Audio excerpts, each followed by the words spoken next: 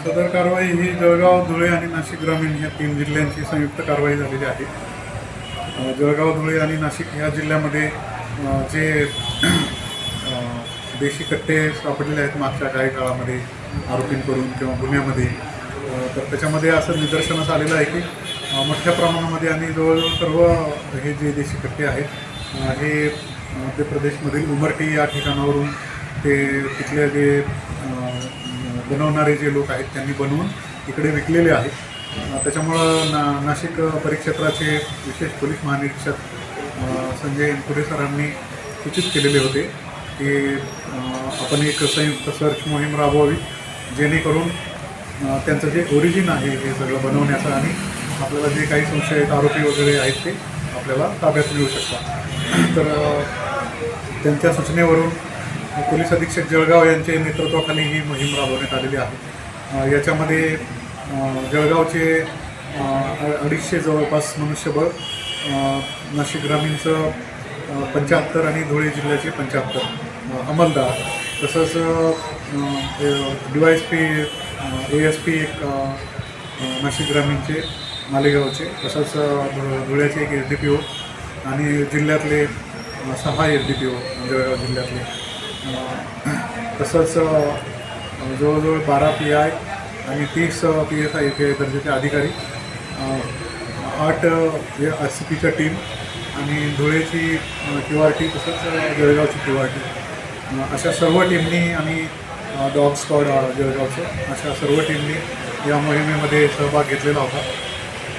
रात्री सर्वांना ब्रीफिंग करून 1 वाजता आम्ही सगळ्या टीम रवाना केलेल्या होत्या उमरटीसाठी जळगाववरून, आणि साधारण 3-3:30पर्यंत टीम पोचल्या आणि 4 आपण साधारण सकाळी 8 वाजेपर्यंत 4 तास ही सर्च मोहीम राबवलेली आहे.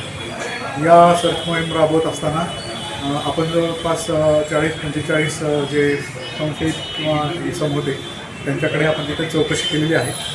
त्याच्यातले 12 इसमांना आम्ही ताब्यात घेतलं होतं. त्यांचे डोजियर आणि त्यांचे सर्व इंट्रोगेशन फॉर्म वगैरे भरून घेतलेले आहेत, जेणेकरून त्यांचा कुठल्या गुन्ह्यामध्ये सहभाग आहे का याची पडताळणी करता येईल. त्याचप्रमाणे ही कारवाई करत असताना आम्ही कॉर्डिनेट केलेलं होतं संपूर्ण गावाला. तर आपल्या चोपडा ग्रामीण पोलीस स्टेशनच्या हद्दीमध्ये सदर जे कॉर्डिनेटिंग ठेवलेले होते आपण आपले RCPचे, त्यांना 2 इसम पळताना मिळून आलेले. त्याच्याकडे दोघांकडे पण एक देशी कट्टा मिळालेला आहे, एक राऊंड मिळालेला आहे. त्यांना परत नेऊन आपण तिकडे परत घराचे सर्च पण त्यांचा घेतला आहे. जवळपास 32 सर्च आपण घेतलेले आहेत घरांचे, आरोपी आणि साहित्य त्यांचे काही मिळते का याच्यासाठी. तर त्याच्यामध्ये 27 संशयितचे आणि रेकॉर्डवरचे जे गुन्हेगार आहेत तिथले त्यांचे घरांचे सुद्धा आपण जिओ टॅगिंग केलेलं आहे, जेणेकरून गुगल मॅपवरून त्यांच्या घरांचे अंदाज येऊ शकते आणि आपल्या टीमला पुन्हा त्यांना तपासता येऊ शकतं. त्याच्यासाठी याच्यासोबतच जे साहित्य आहे ते बनवण्याचं मोठ्या प्रमाणामध्ये आम्हाला मिळून आलेलं आहे. त्याच्यामध्ये जे साचे आहेत पिस्टल बनवण्याचे, तसंच इतर जे साहित्य आहे लोखंडी साहित्य आणि ते घासण्यासाठी जे त्याचे जे उपकरणं लागतात हे सर्व आपल्याला तिथं मिळून आलेले आहे. अशा प्रकारे ही कारवाई झालेली आहे. आरोपी आपण 45 आरोपी चेक केले, ते 12 आरोपी आपण ताब्यात घेतले होते. त्यांचे इंट्रोगेशन फॉर्म भरून त्यांना म्हणजे त्यांचं डोजियर वगैरे तयार करून त्यांना आपण सोडलेलं आहे. आणि 2 आरोपीकडे आपल्याला आपल्या हद्दीमध्ये वेपन मिळाल्यामुळे त्या दोघांना आपण ताब्यात घेतलं आहे. त्यांच्यावर दोघांवर पण गुन्हा दाखल करण्याची प्रक्रिया सुरू आहे. जिल्ह्यातील सर्वात मोठा सर्च ऑपरेशन आहे का?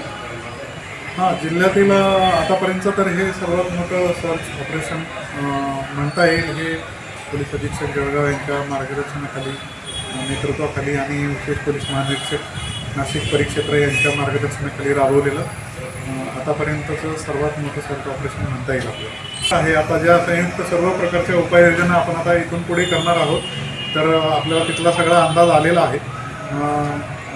नाकाबंदीसोबतच दुसरेसुद्धा भरपूर आम्ही उपाययोजना इथं करणार आहोत. उदाहरणार्थ ज्या आरोपींकडे